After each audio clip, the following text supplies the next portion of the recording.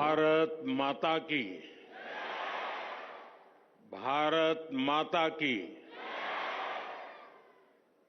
केंद्रीय मंत्रिमंडल में मेरे सहयोगी अन्नपूर्णा देवी जी, सावित्री ठाकुर जी, सुकांतो मजूमदार जी, अन्य महानुभाव, देश के कोने कोने से यहां आए सभी अतिथि और सभी प्यारे बच्चों, आज हम तीसरे वीर बाल दिवस के आयोजन का हिस्सा बन रहे हैं। 3 साल पहले हमारी सरकार ने वीर साहिबजादों के बलिदान की अमर स्मृति में वीर बाल दिवस मनाने की शुरुआत की थी। अब ये दिन करोड़ों देशवासियों के लिए, पूरे देश के लिए राष्ट्रीय प्रेरणा का पर्व बना है। इस दिन ने भारत के कितने ही बच्चों और युवाओं को अदम्य साहस से भरने का काम किया है। आज देश के 17 बच्चों को वीरता, इनोवेशन, साइंस और टेक्नोलॉजी, स्पोर्ट्स और आर्टिस्ट जैसे क्षेत्रों में सम्मानित किया गया है। इन सब ने दिखाया है कि भारत के बच्चे, भारत के युवा क्या कुछ करने की क्षमता रखते हैं। मैं इस अवसर पर हमारे गुरुओं के चरणों में, वीर साहबजादों के चरणों में श्रद्धापूर्वक नमन करता हूं। मैं अवार्ड जीतने वाले सभी बच्चों को भी बधाई देता हूं, उनके परिवारजनों को भी बधाई देता हूं और उन्हें देश की तरफ से शुभकामनाएं देता हूं। साथियों, आज आप सभी से बात करते हुए मैं उन परिस्थितियों को भी याद करूंगा जब वीर साहबजादों ने अपना बलिदान दिया था। ये आज की युवा पीढ़ी के लिए भी जानना उतना ही जरूरी है और इसलिए उन घटनाओं को बार बार याद किया जाना ये भी जरूरी है। 325 साल पहले के वो हालात, 26 दिसंबर का वो दिन जब छोटी सी उम्र में हमारे साहबजादों ने अपने प्राणों की आहुति दे दी। साहिबजादा जोरावर सिंह और साहिबजादा फतेह सिंह की आयु कम थी, लेकिन उनका हौसला आसमान से भी ऊंचा था।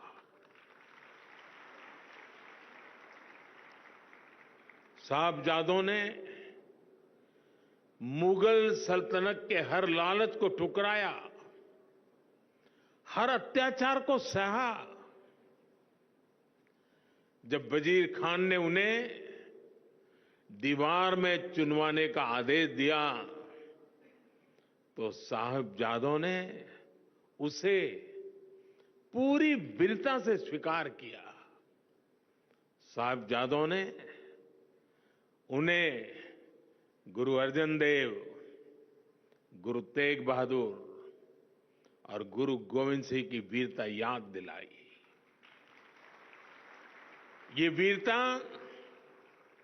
हमारी आस्था का आत्मबल था। साहिबजादों ने प्राण देना स्वीकार किया, लेकिन आस्था के पथ से वो कभी विचलित नहीं हुए। वीर बाल दिवस का ये दिन हमें ये सिखाता है कि चाहे कितनी भी विकट स्थितियां आए, कितना भी विपरीत समय क्यों न हो, देश और देश हित से बड़ा कुछ नहीं होता। इसलिए देश के लिए किया गया हर काम वीरता है। देश के लिए जीने वाला हर बच्चा, हर युवा वीर बालक है।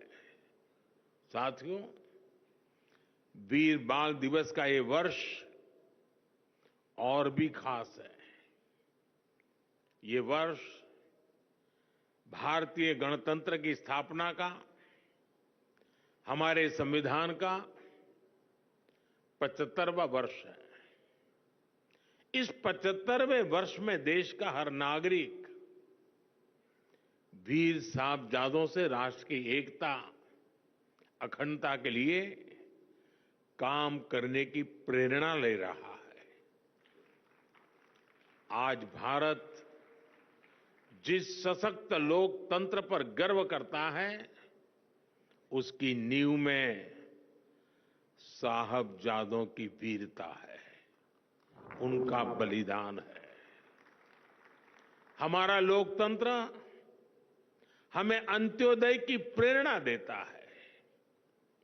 संविधान में सिखाता है कि देश में कोई भी छोटा बड़ा नहीं है, और ये नीति, ये प्रेरणा हमारे गुरुओं के सर्वदा भला के उस मंत्र को भी सिखाती है, जिसमें सभी के समान कल्याण की बात कही गई है।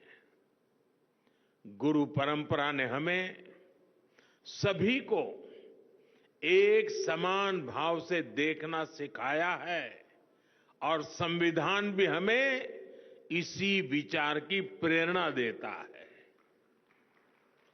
वीर साहिबजादों का जीवन हमें देश की अखंडता और विचारों से कोई समझौता ना करने की सीख देता है, और संविधान भी हमें भारत की प्रभुता और अखंडता को सर्वोपरि रखने का सिद्धांत देता है। एक तरह से हमारे लोकतंत्र की विराटता में गुरुओं की सीख है, साहिबजादों का त्याग है, और देश की एकता का मूल मंत्र है। साथियों, इतिहास ने और इतिहास से वर्तमान तक भारत की प्रगति में हमेशा युवा ऊर्जा की बहुत बड़ी भूमिका रही है। आजादी की लड़ाई से लेकर के 21वीं सदी के जन आंदोलनों तक भारत के युवा ने हर क्रांति में अपना योगदान दिया है। आप जैसे युवाओं की शक्ति के कारण ही आज पूरा विश्व भारत को आशा और अपेक्षाओं के साथ देख रहा है। आज भारत में स्टार्टअप से साइंस तक, स्पोर्ट्स से एंटरप्रेन्योरशिप तक युवा शक्ति नई क्रांति कर रही है।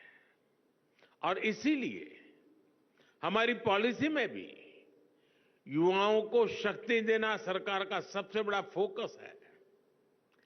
स्टार्टअप का इकोसिस्टम हो, स्पेस इकोनॉमी का भविष्य हो, स्पोर्ट्स और फिटनेस सेक्टर हो, फिनटेक और मैन्युफैक्चरिंग की इंडस्ट्री हो, स्किल डेवलपमेंट और इंटर्नशिप की योजना हो, सारी नीतियां यूथ सेंट्रिक है, युवा केंद्रीय है, नौजवानों के हित से जुड़ी हुई है।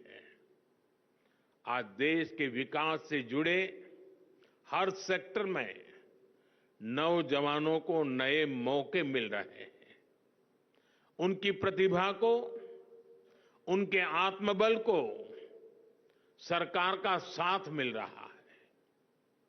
मेरे युवा दोस्तों, आज तेजी से बदलते विश्व में आवश्यकताएं भी नई हैं, अपेक्षाएं भी नई हैं और भविष्य की दिशाएं भी नई हैं।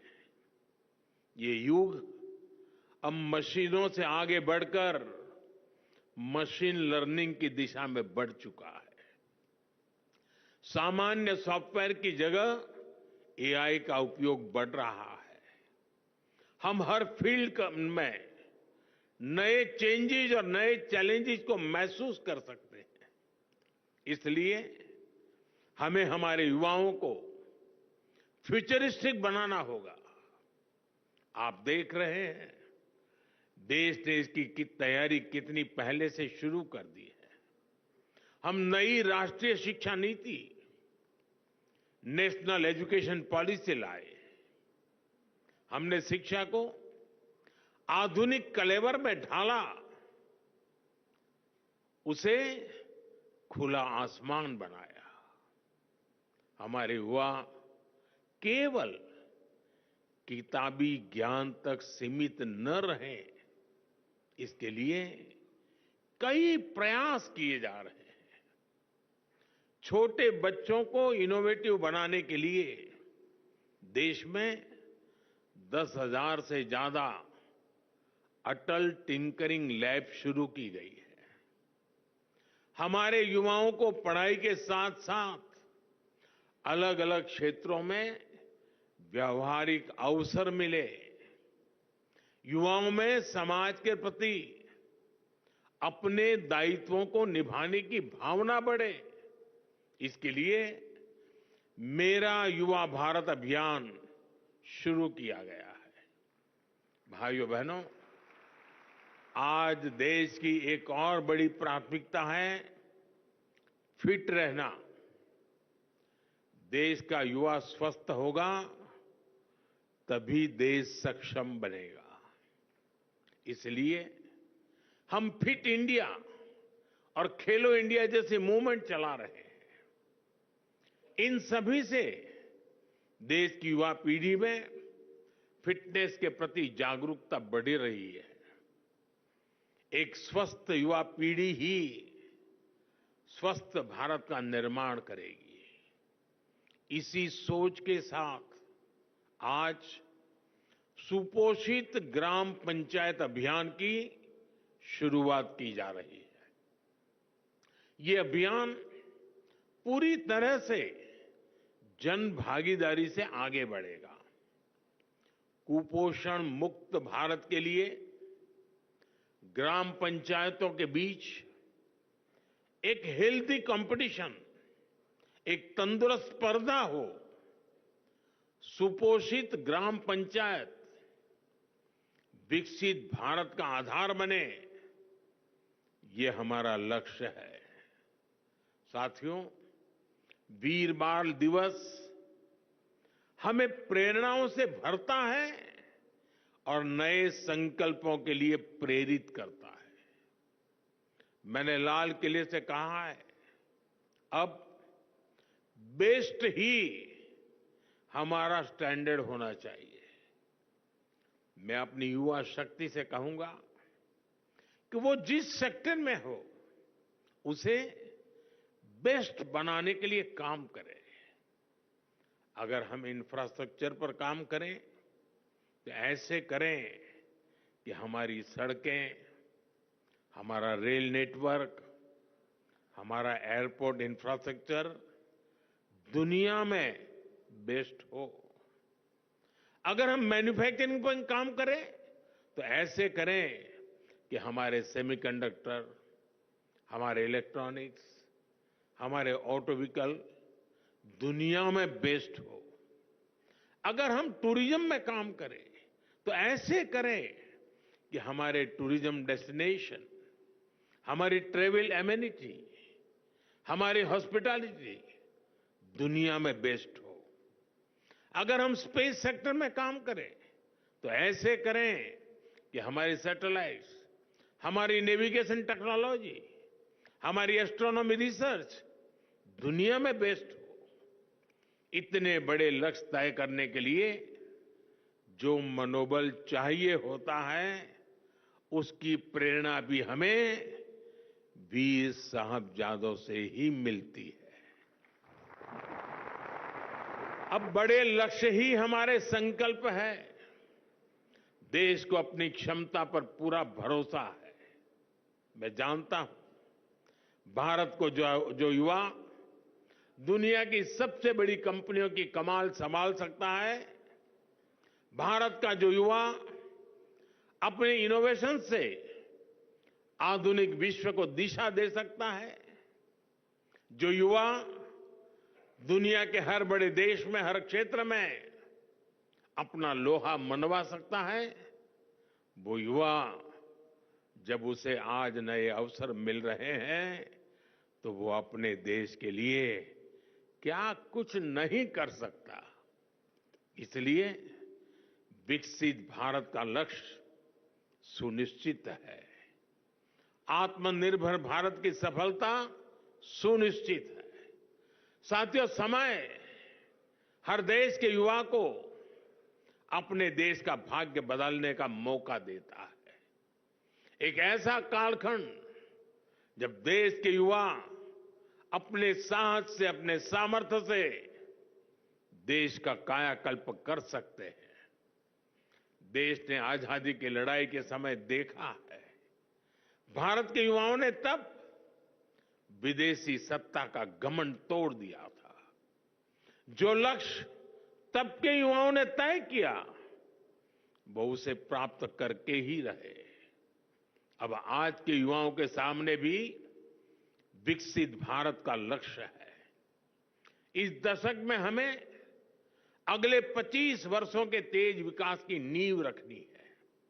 इसलिए भारत के युवाओं को ज्यादा से ज्यादा इस समय का लाभ उठाना है।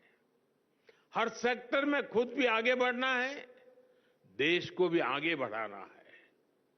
मैंने इसी साल लाल किले की प्राचीर से कहा है, मैं देश में 1 लाख ऐसे युवाओं को राजनीति में लाना चाहता हूं जिसके परिवार का कोई भी सक्रिय राजनीति में न रहा हो। अगले 25 साल के लिए ये शुरुआत बहुत महत्वपूर्ण है। मैं हमारे युवाओं से कहूंगा कि वो इस अभियान का हिस्सा बने ताकि देश की राजनीति में एक नवीन पीढ़ी का उदय हो। इसी सोच के साथ अगले साल की शुरुआत मैंने 2025 जनवरी में स्वामी विवेकानंद जी की जयंती के अवसर पर विकसित भारत यंग लीडर्स डायलॉग का आयोजन भी हो रहा है। पूरे देश, गांव-गांव से, शहर और कस्बों से लाखों युवा इसका हिस्सा बन रहे हैं। इसमें विकसित भारत के विजन पर चर्चा होगी, उसके रोडमैप पर बात होगी। साथियों, अमृतकाल के 25 वर्षों के संकल्पों को पूरा करने के लिए ये दशक, अगले 5 वर्ष बहुत अहम होने वाले हैं। इसमें हमें देश की संपूर्ण युवा शक्ति का प्रयोग करना है। मुझे विश्वास है आप सब दोस्तों का साथ, आपका सहयोग और आपकी ऊर्जा भारत को असीम ऊंचाइयों पर लेकर जाएगी। इसी संकल्प के साथ मैं एक बार फिर हमारे गुरुओं को, वीर साहिबजादों को, माता गुजरी को श्रद्धापूर्वक सर झुका करके प्रणाम करता हूं। आप सबका बहुत बहुत धन्यवाद। माननीय प्रधानमंत्री महोदय से अनुरोध है कि वे कृपया मंच पर ही रुकें और यहीं से बच्चों के बहुत ही सुंदर पारंपरिक वेशभूषा प्रदर्शन को भी अपना स्नेह दें, उन्हें अपना शुभाशीष दें। प्रधानमंत्री महोदय से निवेदन है कि कृपया मंच पर ही एक बार मंच के मध्य में आकर हमारे इस बहुत ही सुंदर प्रस्तुति, जिसमें देश के हमारे विभिन्न क्षेत्रों में जो प्रचलित पोशाक वेशभूषा की परंपराएं हैं, उनकी सुंदर अभिव्यक्ति है। एक भारत श्रेष्ठ भारत की भावना को अभिव्यक्त करती हुई ये अभिव्यक्ति, जिसके लिए माननीय प्रधानमंत्री महोदय का स्नेह, उनका शुभाशीष मिलेगा, उसकी शुरुआत करते हैं।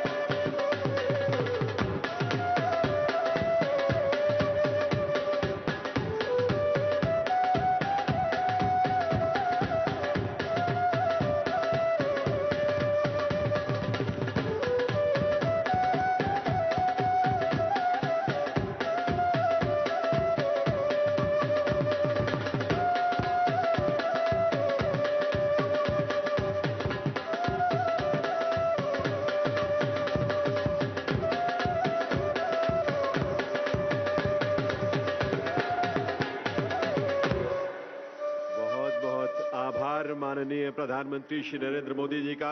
एक बार आप सबके करतल ध्वनि के साथ आइए आभार व्यक्त करें माननीय प्रधानमंत्री महोदय का, जिनका स्नेह, जिनका आशीष मिला। संगीत नाटक अकादमी की यह आखिरी प्रस्तुति भी थी, जिसमें अलग अलग क्षेत्रों और प्रदेशों की वेशभूषा को बालक बालिकाओं ने प्रस्तुत किया और बहुत आकर्षक ढंग से प्रस्तुत किया।